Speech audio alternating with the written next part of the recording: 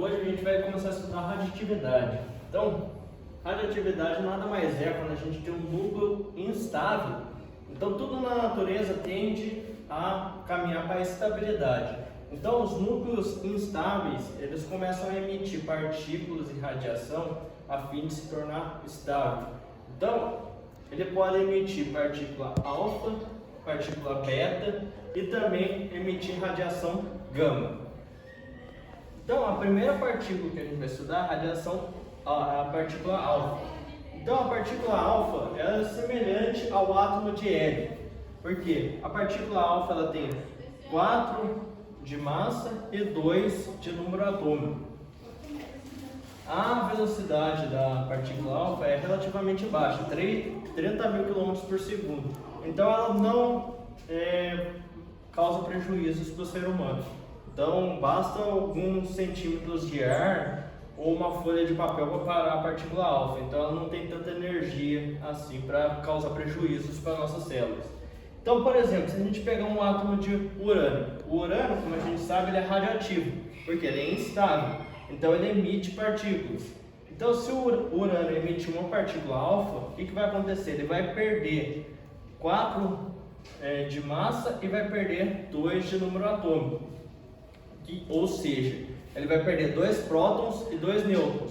Como a massa é a soma de prótons mais nêutrons, se a massa é 4, então ele tem 2 prótons e 2 nêutrons.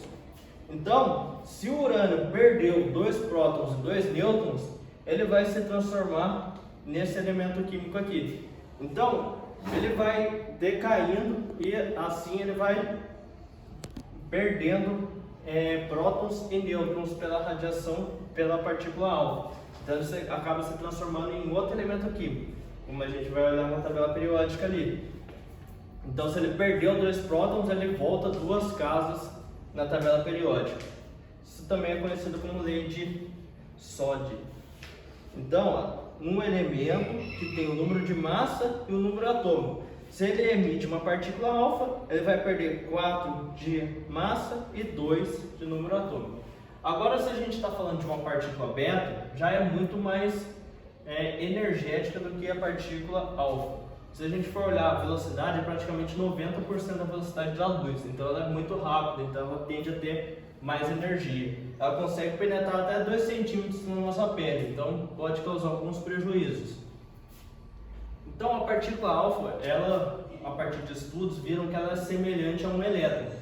Mas se a radioatividade é um fenômeno que acontece no núcleo do átomo, e no núcleo do átomo só tem prótons e nêutrons, como que a gente vai emitir elétrons de dentro do átomo? Não tem como. Aí foram descobrir mais para frente, com um estudo mais aprofundado, que o nêutron ele se decompunha. Então o nêutron ele se decompõe em próton, elétron e nêutrons. E esse elétron é a partícula beta. Então, quando um elemento ele emite uma partícula beta, como ela é semelhante ao elétron, ele ganha um próton. Então, o elemento químico, ao emitir uma partícula beta, ele ganha um próton e perde um nêutron. Então, ele acaba se transformando no elemento posterior dele, ou seja, um elemento que está logo em seguida, porque ele ganhou um próton, ele ganhou um número atômico. Então, isso é emissão de partícula beta. Então, também é lei de Soddy, Fajans e Russell, que é o que?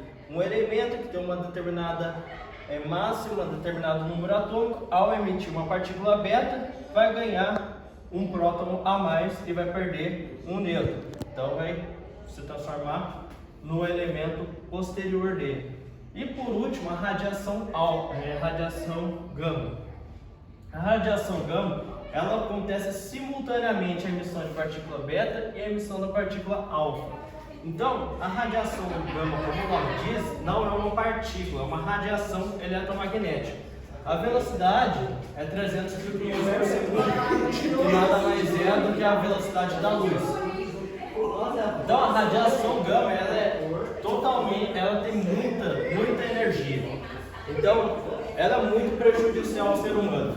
Então, se a gente chega perto de algo que tem radiação gama, bem capaz de dependendo do tempo de exposição, a gente desenvolveu algum tipo de câncer.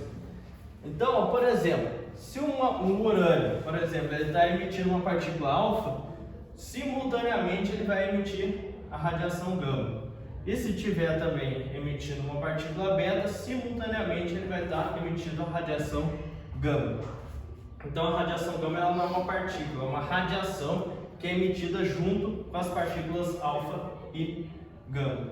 Então todo elemento químico ele vai perdendo partículas para ficar estável.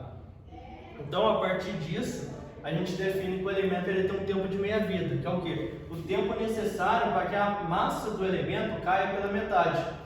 Então, por exemplo, se o tempo de meia-vida de um determinado elemento é 1 ano, então se hoje a gente tem 100 gramas do elemento, daqui a 1 ano vai ter 50, daqui mais um ano vai ter 25, daqui mais um ano vai ter 12,5. Então vai sempre caindo pela metade.